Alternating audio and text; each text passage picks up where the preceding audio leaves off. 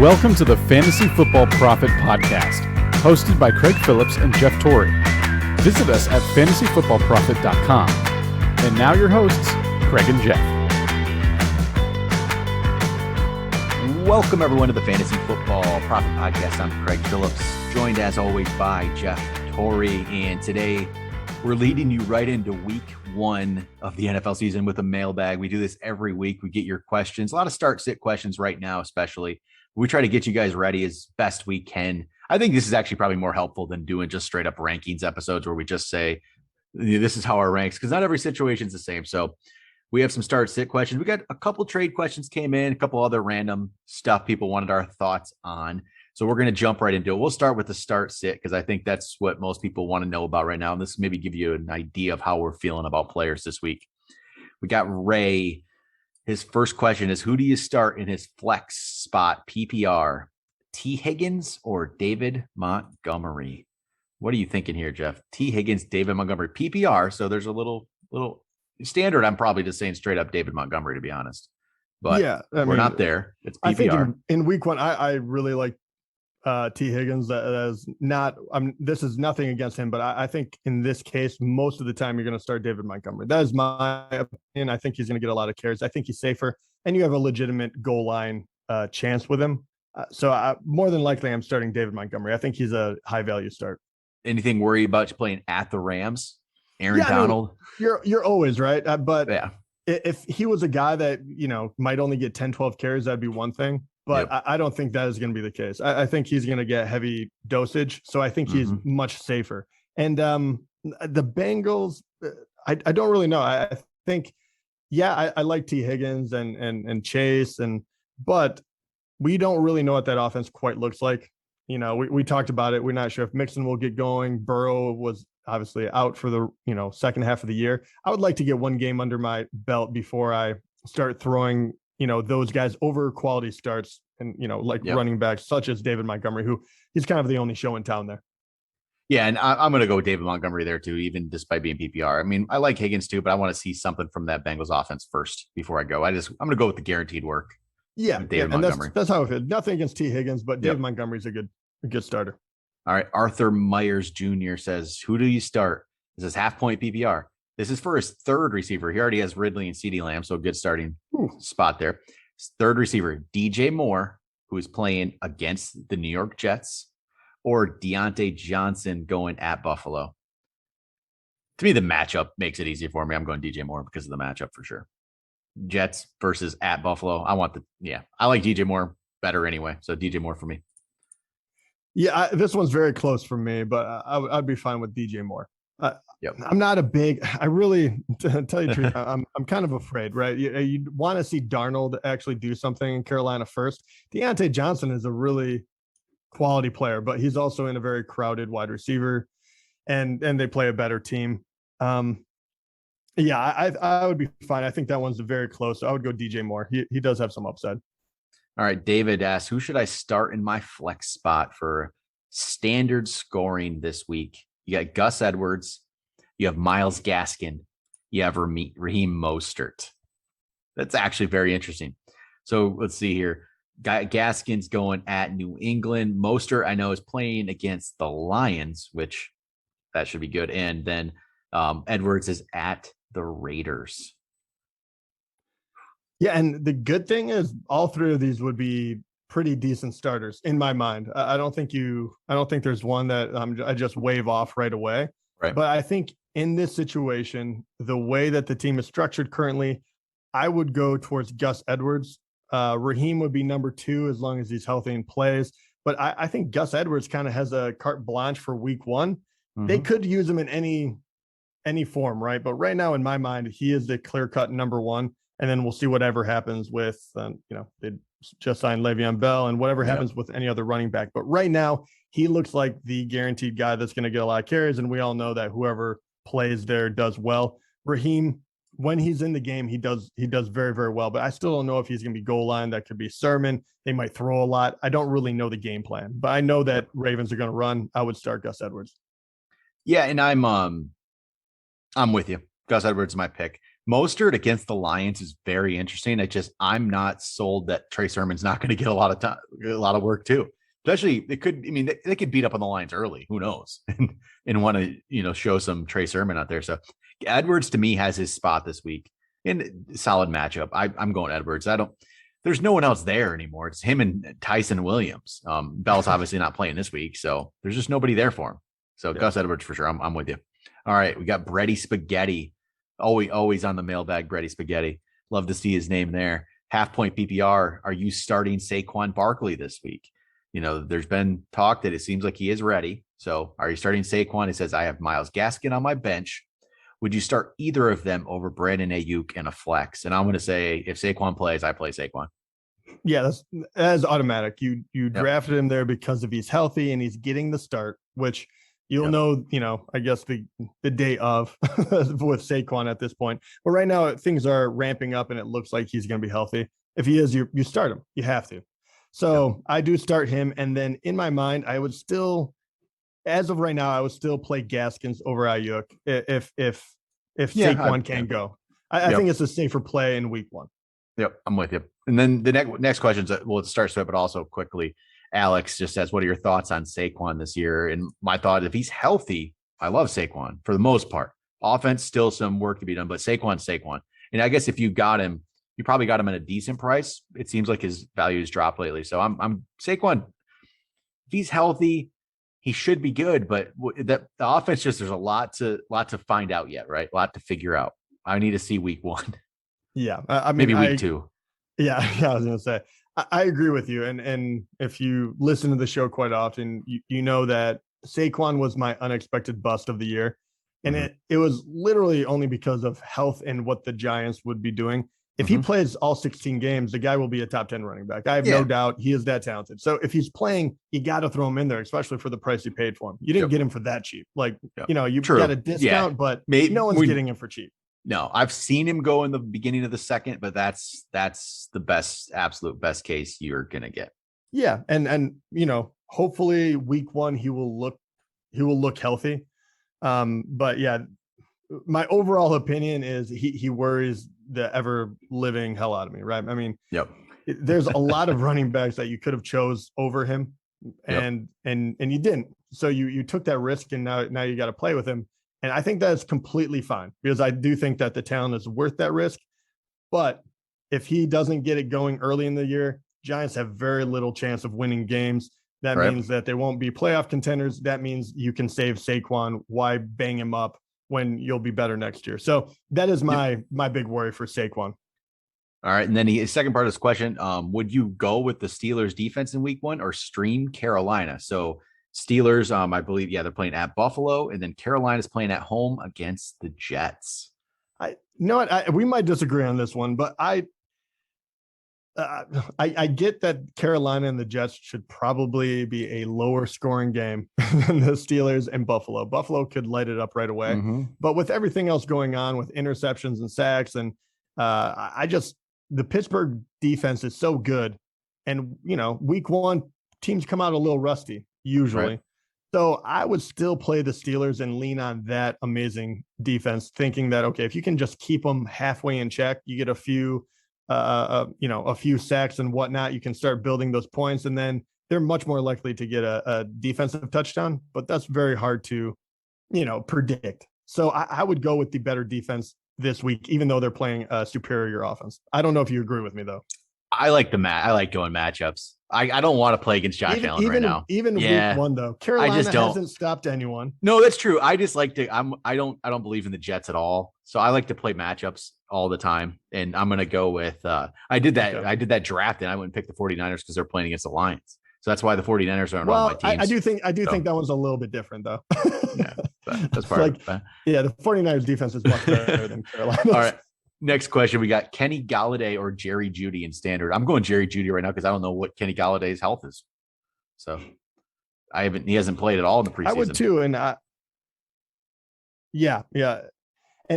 think he's gonna be banged up. Once again, I don't know what the Giants offense is gonna look like. I like Jerry Judy for week one as well. I do too. And then also next part of the question, which is similar to earlier, Saquon or Gaskin, and Saquon for me all day.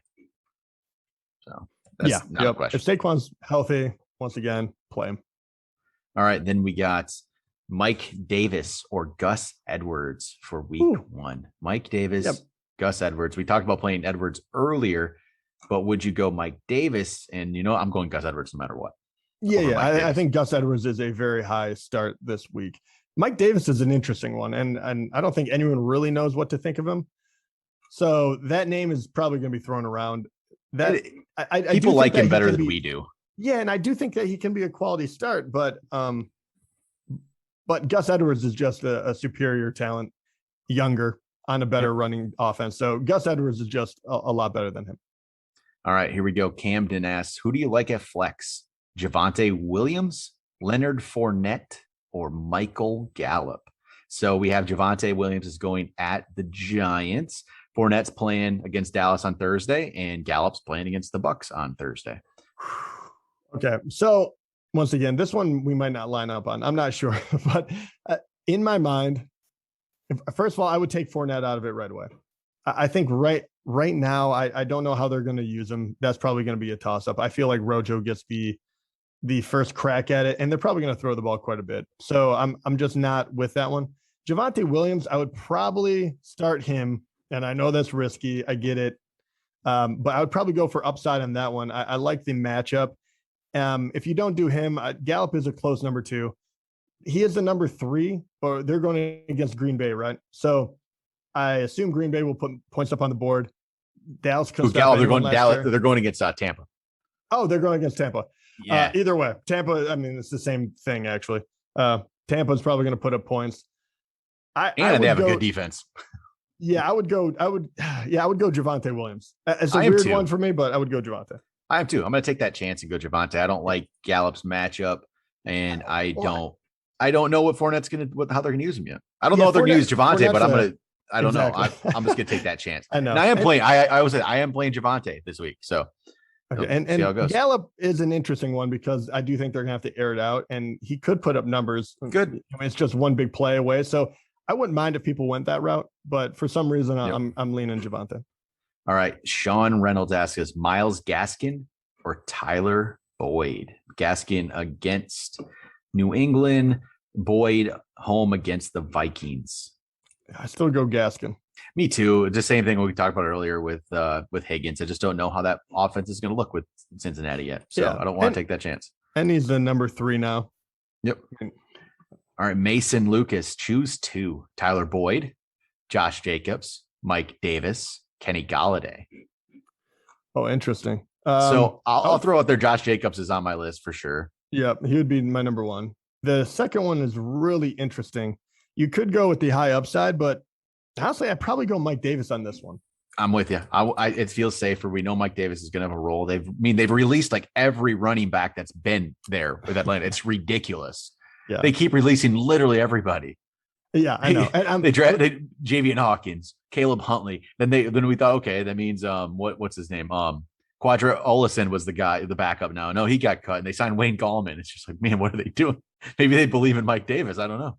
Yeah, and I like the matchup because they're going to play the Eagles.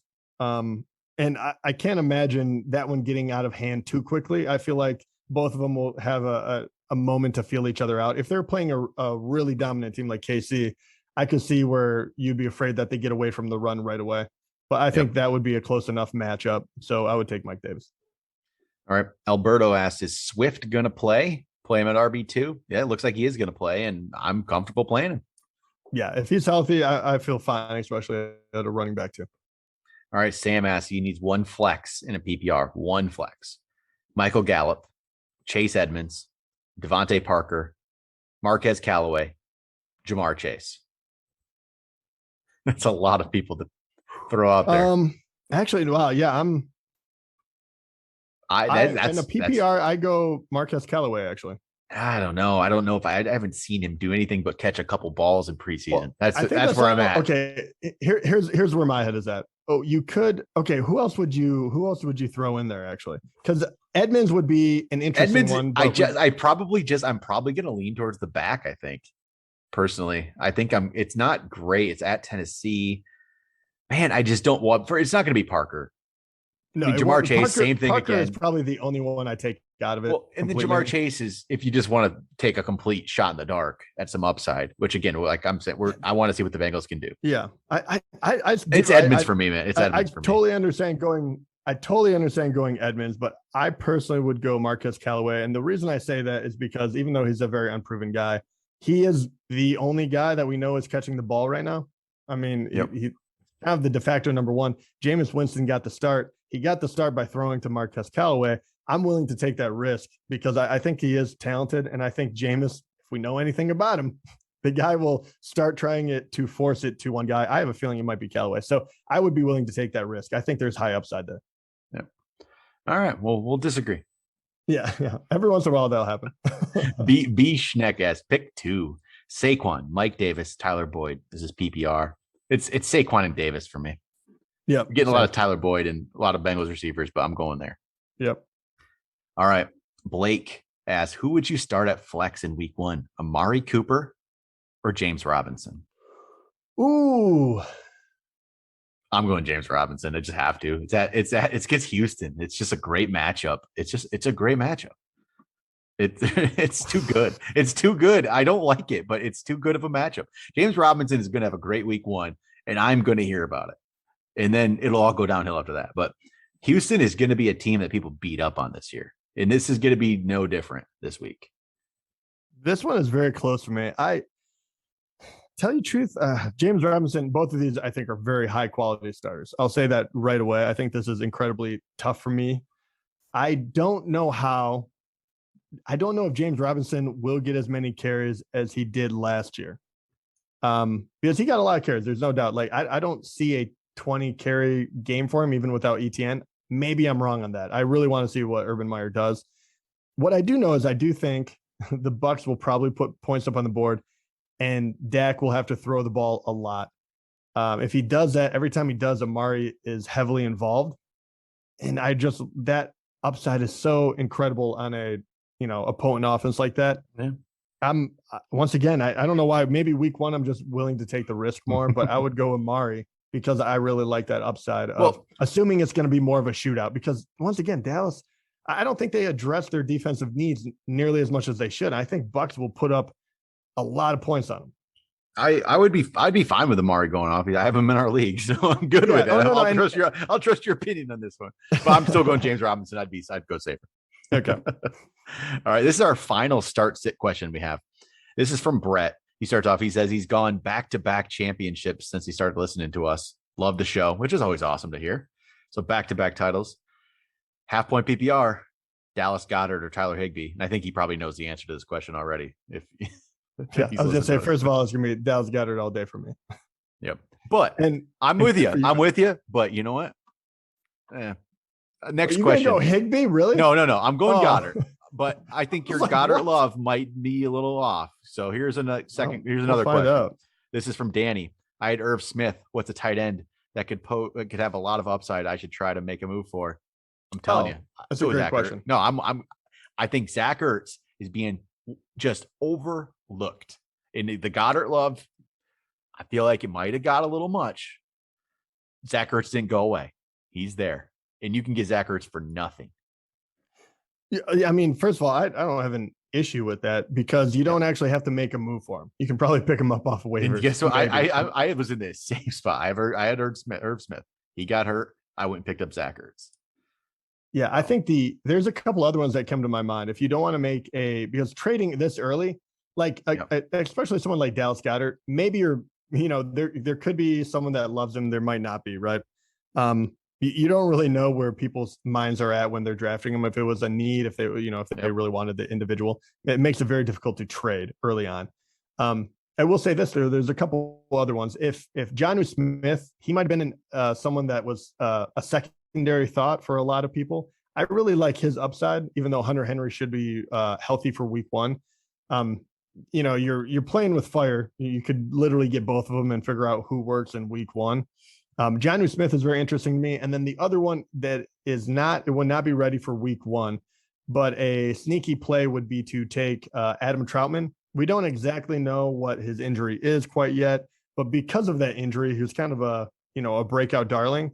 no one drafted him, and you can get him for nothing. Just throw him on your bench and find out in a week or two if he's going to play, what's going on. So if you have a little time to play with it, you could grab one of those guys like Ertz or Troutman, and then if you want to make or Hunter Henry even, and if you want to make a move for anyone, I do like Goddard. Don't sell the farm to get him. That's the problem. And I like Jonnu as well. Those guys are kind of lower, but I think they have a lot of upside.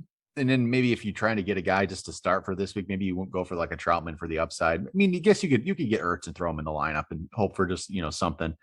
I guess this isn't like, don't always love this pick, but Jared Cook is the tight end and with the Chargers now. I mean, it's a good passing offense. Yeah. It's not a terrible pick for a week. And even Gerald Everett with the Seahawks is interesting to me as well. I'm not sure exactly how it's going to play out. It seems like he's had talent. He didn't quite work out with the Rams, but in Seattle has had like glimpses of tight ends working out, and it's never never been a sustained thing, but they've had tight ends that have played well at times. I mean, I don't know. It's been injuries, different things is why they haven't been the guy forever. But I mean, we had like Will Dissly at the time. Remember, he actually played well. Like Gerald Everett's interesting to me, and he's down there too on the ownership list there. Yeah, and actually, I'll throw out one more because at this point you're kind of guessing, but a guy that has touchdown upside quite possibly is Rob Gronkowski, and he's not really, he's not really a name anymore. He might be on the waivers. That week one, we know he's healthy at the moment, so he's not a bad play too in a pinch. I think he's worth the risk. All right, here we go. We got some trade questions. We got Abe. He says, would you trade Calvin Ridley and David Montgomery for Dalvin Cook and Juju Smith-Schuster? So his other receivers are Devontae Adams and Justin Jefferson. So Ridley's is basically he's either second or third, however you want to put it there. So he already has two more great receivers. Ridley's not his one. So Ridley and Montgomery to get Cook and Juju. Is that upgrade from Montgomery to Cook big enough for you to trade Ridley? His other running backs are Najee Harris and Henderson. So it's David Montgomery, Najee Harris, Henderson. Yeah. With Adams and Justin Jefferson, I take the best player. I would take Cook. I would too. I'm going to go with Cook in that deal. And I think your Juju, he's a toss in. Maybe he works out, maybe he doesn't, but he's a bye week guy at the moment until we see more. But Cook, when he stays healthy, he is definitely better than Montgomery by a large amount. I like getting the better player in trades too. If it's relatively even, if it's not lopsided, I want the better player. Especially when you have everyone else accounted for. I think that's the way to look at it. Let's go to this next deal. So see if you're going for the better player yet. JD asks, do I trade Stafford and Dalvin Cook for Russell Wilson, Stephon Diggs, and DeAndre Swift? Ooh, okay. Well, that's a wrinkle. So obviously you get. I really wish this is interesting because I just said, of course, I want the better player. Relatively even. Is this relatively even, or do you consider Diggs and Dalvin to be equal playing field? Because really, Diggs is a top 3 receiver in most people's ranks, and Cook's a top 2 running back. So I mean, it's relatively even. So Russell's an upgrade from Stafford. Most people would say. Not everyone's going to think it's as big of an upgrade. I think it is. I think that's a pretty solid upgrade. Is Swift enough of a throw in to make that a deal you want to do to go down from? I guess I wish I knew the whole roster. Well, that was the thing. I was going to say the roster would really help on this one. And Swift being a little banged up in this kind of trade does worry me. Like I love Swift, I really do. But you need him to be healthy in order to make this trade, and that's kind of the thing. I think this one is a very fair deal. So it depends on the roster construction. Yes. If JD, if you're listening, send us a message with the rest of your roster. I'm really interested how this would play out. If you trade Dalvin though, and then Swift becomes like your number 1, no, I don't want that. Exactly. So, what other running backs do you have? What other running back do you have? What other wide receivers? You might be bumping off someone that's really good. So it just might not make sense for the roster. Can't really form an opinion yet. I will say I could see scenarios where I either do this or I don't do this. Yes. So you agree with me though? This is a fair trade. Like I would think so. Yeah. I mean, I do because I think Cook and Diggs are they're close. It just depends on what I need to know your other running backs and your other receivers. So send us that. All right. Sports 411. This is a half point PPR. He would give up Tom Brady, Alvin Kamara, Tyler Higbee to get Kyler Murray, Clyde Edwards-Helaire, in Travis Kelce? That's where it gets interesting. So obviously, again, oh man, Kyler's an upgrade from Brady. You would think in fantasy, you would think that. Yeah. But Edwards-Helaire is a downgrade, a pretty big downgrade from Alvin Kamara. Kelce's a very big upgrade from Higbee. I mean, and I think that is the biggest upgrade right there, Kelce. It's a pretty major upgrade. This is going to, and it is a half point PPR, right? Yeah. So, what do you think about Travis Kelce is the biggest deal? I want to know your other running backs again for Kamara. I do too. Like, oh man, this is tough to not see the roster to know exactly what to play this, because I can see what do you think about Clyde Edwards-Helaire? His outlook for the season. I think that's a big part of it, right? He's one of those interesting. He's just interesting, right? He's interesting. If you're going to if you're going to do this deal, if Clyde Edwards-Helaire is still your number 2, like by doing this deal, because if Kamara's your 1, if you have a 2 that's better than Edwards-Helaire and he'll be your new number 1, and Edwards-Helaire is your number 2, and you get Kelce, you get Kyler, I think I do that. I think I might actually do that, even though Kamara to me is the best player in a way. Kelce, you could say, oh, Kelce's clearly the number 1 tight end though. Well, automatically, and what I do love about this is Kelce is so dominant in his position, you automatically have the upper hand for at least one of those spots, right? Yep. And like you said, if CEH is the number 2, then you're probably not hurting at running back. You're probably going to be fine. And then on top of that too, I do think Kyler is Yeah, he can really put up. I mean, Tom Brady is no slouch. Don't get me wrong, but Kyler can be a difference maker week to week as well. So I like what you said. If Clyde Edwards-Helaire is going to be your number 2, even by a small margin, I think I pull the trigger on it. Yep. I think I do. I think I would do that. I think I like Kelce enough, and I like Kyler enough. So. All right. Especially Higbee, man. That is a giant upgrade. I think so too. That's huge. So Mark asks, final trade question we got. Mark asks, should I trade Nick Chubb to get Zeke? I don't think I do that. I like Chubb. I like Chubb better. Yeah, actually, he's not ranked that way. Zeke's ranked ahead of Zeke in most rankings, not mine, but in a lot of rankings. But I like Chubb. I just do. Yeah, I do too. I like Chubb better. We don't know what's going to happen with Elliott this year. I mean, I think he'll be good, but yeah. All right, just some other questions here, some other stuff. Dr. Gauthier says, what's up, guys? Excited to see the mailbag episodes coming back. First question of the year for you. Said, I ended up with a lot of Jalen Hurts shares this year because I was typically scooping my tight end and then running back wide receiver depth where the top running back quarterbacks were going, which we've done that. Got a lot of Hurts. He said, how confident are you guys in Jalen this year? Says, I know you've talked about him possibly having a similar breakout year like Lamar had in 2019. Are you more or less confident in Jalen as you were in Lamar heading into 2019? Oh, less. I'm with you. I'm less. Yeah, I am. I do feel good about Jalen, but way less than what we were on Lamar. Like, I don't want to compare those two at all. Right. That was different, and we hit in a big way where he was like, he went crazy. So no. I don't see the writing on the wall the same way I saw with him. But I do have to say this. I think Jalen is going to be a solid starter. You'll probably get a few rocky games, but that's most of the QBs in the NFL. Yep. What I like about him is even if the Eagles aren't particularly good any certain night, I do think that he will be able to create fantasy points for himself through his running or whatever it may be, his playmaking ability, which is an added bonus. So I do see him being able to have a breakout year. And I think a few games he is going to dominate. But I do think there's going to be a few where, you're going against a good defense and they kind of figure him out. But overall, I think he's going to be a super solid guy to have. That's why we draft him in the top 10 of QBs all the time. And I think his upside is definitely there. Yep. Like I said, I'm not as confident as I was as Lamar. That's for sure. But the same things apply. That running floor, the floor from his running ability is there. And that's what we liked about Lamar so much in 2019 is on the bad days, on the worst days he's going to have, he was still most likely going to get those rushing yards and just make it so it's not quite as bad. Those rushing yards, almost like if you, even on a bad day, if he gets 60 yards, he added a touchdown. Like, that another quarterback who doesn't run the ball is not going to get, Tom Brady's not going to get you that 60 yards on the ground. Obviously, Tom Brady's a better quarterback than Jalen Hurts. But right there, Jalen Hurts gets 60 yards on the ground. Right there is a touchdown for you. Yeah. That's and the big difference between Lamar and Jalen as well is also going to be the offense, right? Harbaugh does a wonderful job of putting Lamar in a wonderful situation to run their designed runs. Yep.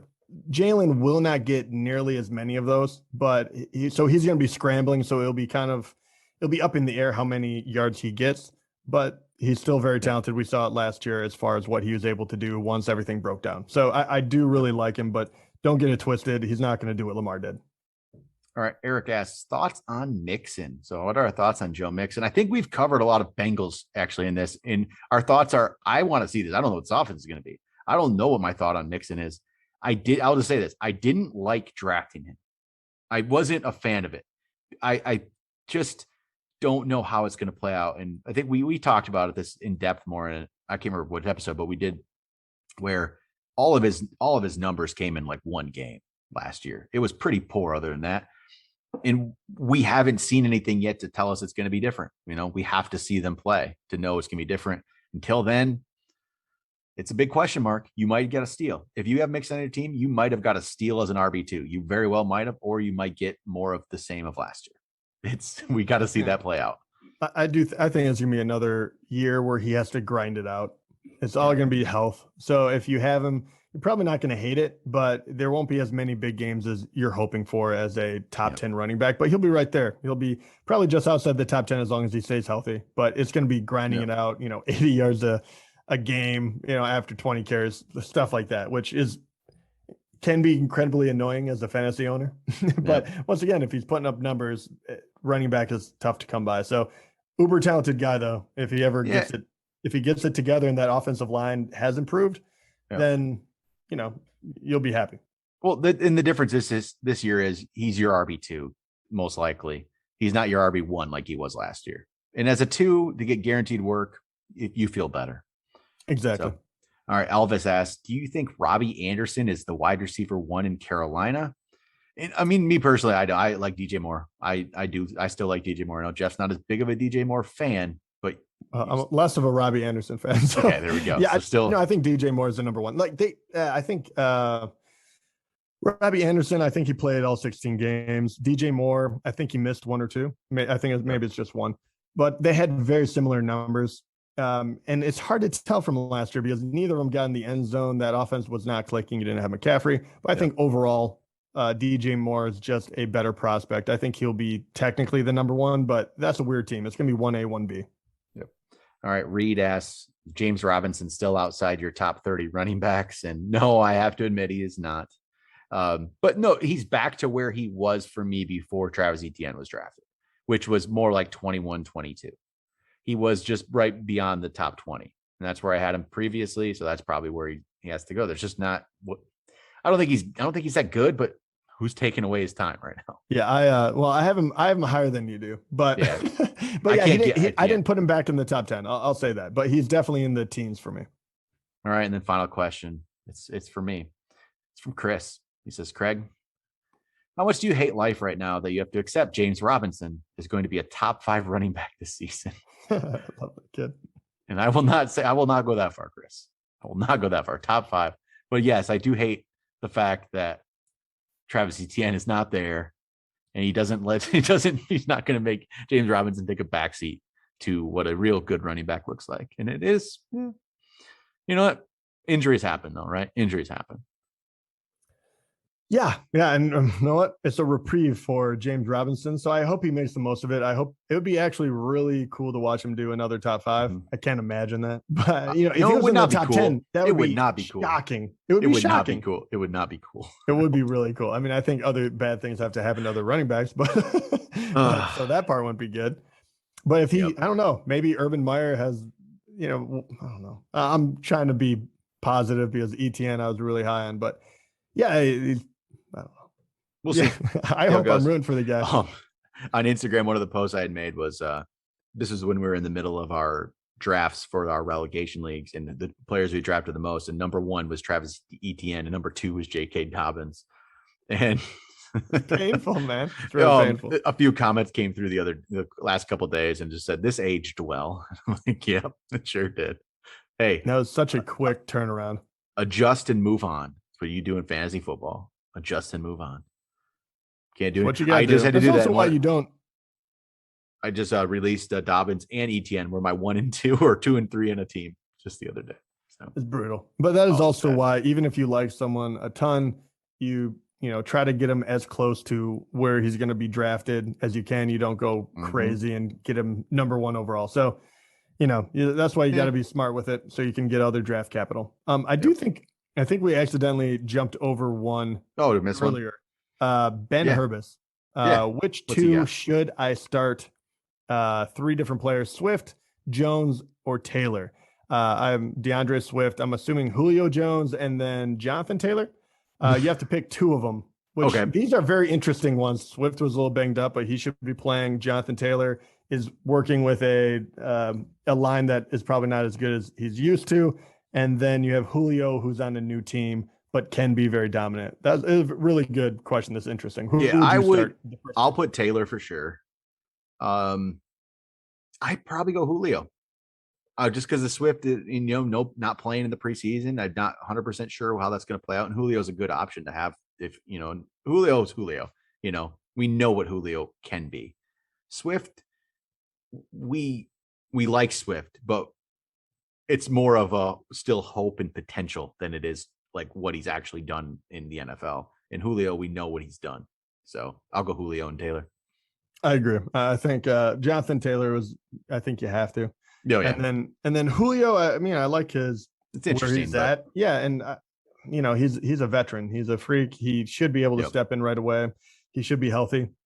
Swift, if he plays, I have no issue putting him in my starting lineup. But the thing that I worry about is if he's not 100%, then then the second running back can get a lot more carries and perhaps a split where Swift is just getting going. So that's why I would probably go Julio as well. I think it's safer. And who knows, maybe they're going to try to get him involved right away.